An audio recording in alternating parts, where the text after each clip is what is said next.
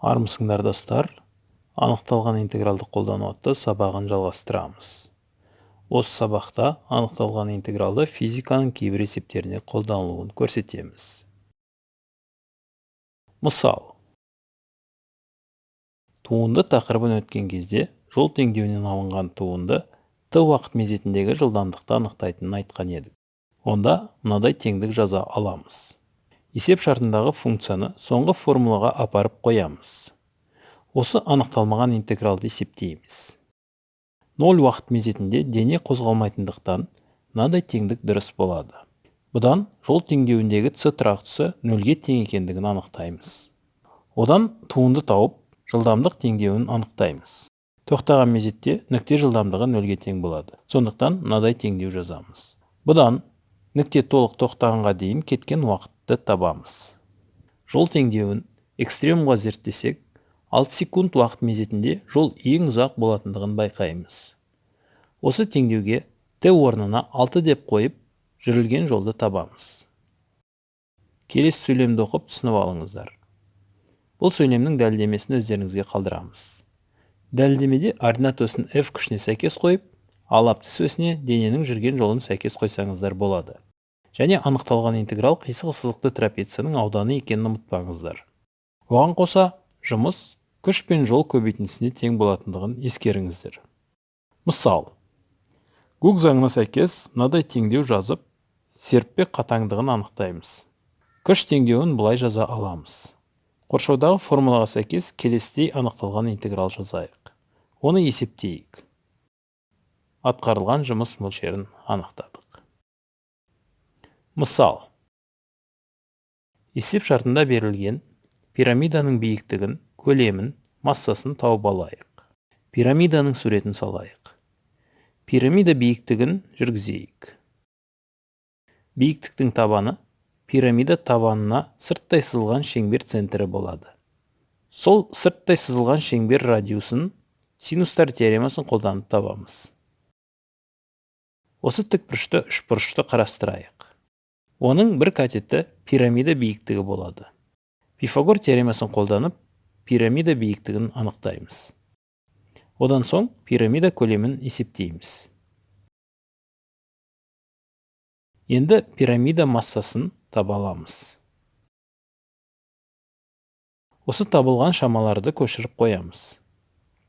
Енді берілген есепті шешіп көрейік.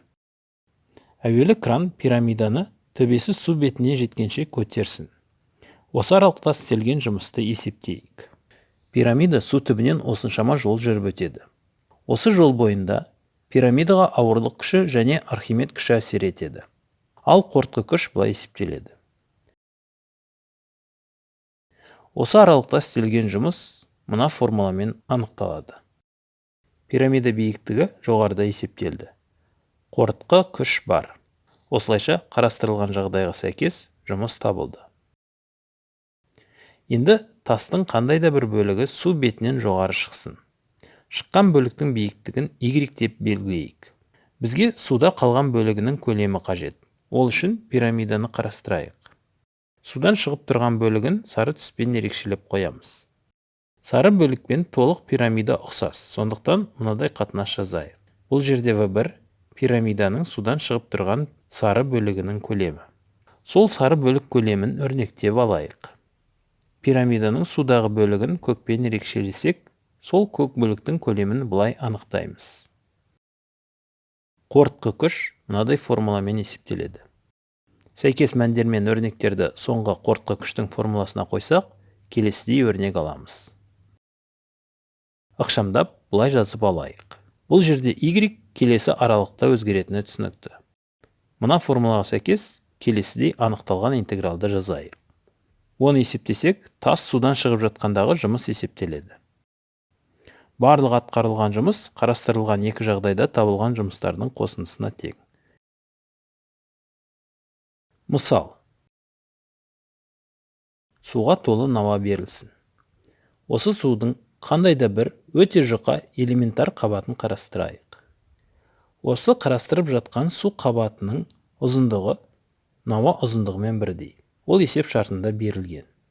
Ал осы су қабатының енін анықтау үшін науаның мына бүйір жағын қарастырайық. Оны былай салып алайық. Қарастырып жатқан су қабаты судың бетінен x тереңдікте жатсын. Осы бүйір беттің радиусын жүргізейік. Мына сары үшбұрыштың катетін Пифагор теоремасы бойынша өрнектеп аламыз. Сөйтіп, қарастырылып жатқан су қабатының ені табылады. Осы су қабатының биіктігі dx болсын. Онда осы қабаттың көлемі былай есептеледі. Тығыздық пен көлемді қолданып, массаны былай анықтауға болады. Онда осы су қабатының массасын былай есептейік. Ауырлық күші мына формуламен есептеледі. Онда осы су қабатына әсер ететін ауырлық күшін былай анықтайық. Жұмыс келесі формуламен есептеледі. Онда осы су қабатын науадан алып шығуға қажетті жұмысты былай анықтайық. Науадағы су осындай элементар қабаттардан тұрады деп санасақ, радиуске тең тереңдіктен су бетіне дейінгі қабаттарды алып шығуға кеткен жұмыстарды қосу қажет. Ол қосынды келесі интегралмен анықталады. Оны ықшамдап есептейік. Осылайша науадағы суды сорып алуға қажетті жұмыс мөлшері анықталады. Мысал. Суға батырылған пластинка суретін салайық. Осы пластинаның өте жұқа элементар жолағын қарастырайық. Осы жолақ су бетінен x тереңдікте болсын. Пластина радиусын келесідей салайық. Оның ұзындығы есеп шартынан белгілі. Қоңыр үшбұрыштың екінші катетін Пифагор теоремасы бойынша былай өрнектейік. Қарастырып отырған жолақты өте жұқа деп отырған соң, оны тіктөртбұрыш деп санауға болады. Онда оның ұзындығын қоңыр үшбұрыштың катетін 2-ке көбейтіп анықтай аламыз. Ал енін былай белгілейік. Осы жолақтың ауданын былай жазуға болады. H тереңдіктегі пластина бетіне судың түсіретін қысым күші келесі формуламен есептеледі. Онда қарастырылып жатқан элементар жолаққа судың түсіретін қысым күшін былай жазуға болады. Су тығыздығы мен еркін су үдеуінің сан мәндерін ескеріп, соңғы өрнекті былай қайта көшірейік. Ал пластина осындай элементар жолақтардан құралған деп санап, олардың әрқайсына түсетін қысым күшін есептеп, барлығын қоссақ, жалпы пластинаға түсетін қысым күшін таба аламыз. Ол қосынды келесі анықталған интегралмен есептеледі. Анықталған интегралдың мәнін табамыз. Осылайша ізделінді қысым күші табылады. Мысал. Судағы пластина суретін салып, пластинаның өте жұқа элементар жолағын қарастырайық. Осы жолақ пластинаның жоғарғы жиегімен салыстырғанда x тереңдікте орналассын.